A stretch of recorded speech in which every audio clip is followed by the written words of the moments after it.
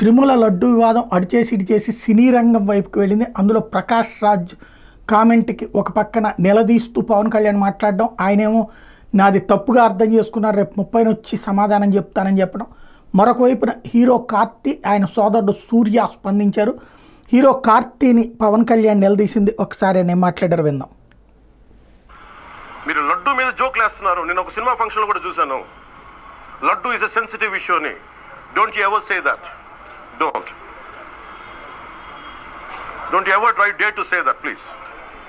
I respect you as actors, but when it comes to Sanatana Dharma, please, you have to think 100 times before you saying a word. One comment. Thank you. ఇది దీంతో కార్తీ స్పందించారు. నేను తప్పుగా అర్థం చేసుకున్నారు, నేను భక్తుడిని, నేను ఎక్కడా తప్పు ఉద్దేశంతో చెప్పలేదు, క్షమాపణ కోరుతున్నానని చెప్పారు.